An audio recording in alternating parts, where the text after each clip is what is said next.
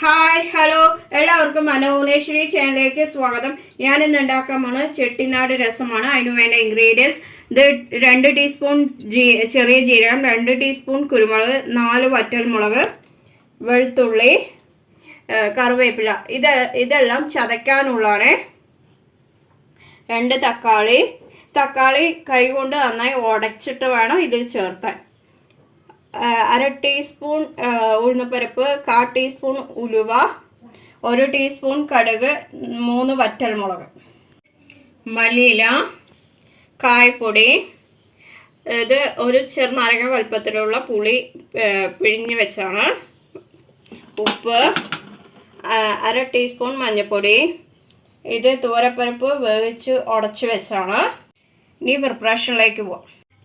മൺചട്ടിയിൽ എണ്ണ ചൂടായിട്ടുണ്ട്. ഇത് നല്ലെണ്ണയിലാണ് ഈ രസം നമ്മൾ കുക്ക് ചെയ്യണത്.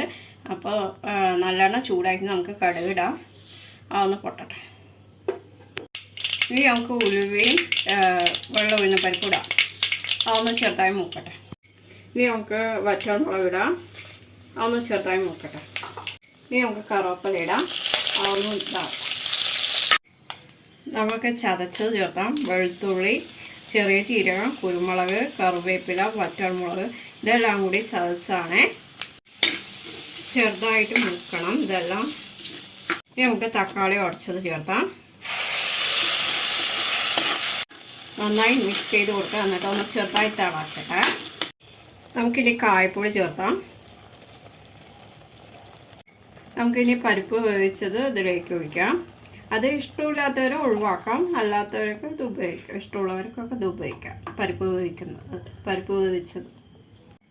നമുക്ക് അതോടൊപ്പം മഞ്ഞൾപ്പൊടിയും ചേർത്താം. ഞാൻ ഇതിന് 2 കപ്പ് വെള്ളമാണ് ചേർത്തുന്നത്.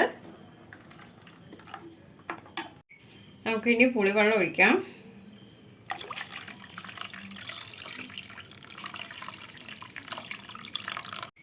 കറിക്ക് ആവശ്യമായ ഉപ്പിടാം. എന്നിട്ട് നന്നായി ഒന്ന് തിളക്കട്ടെ.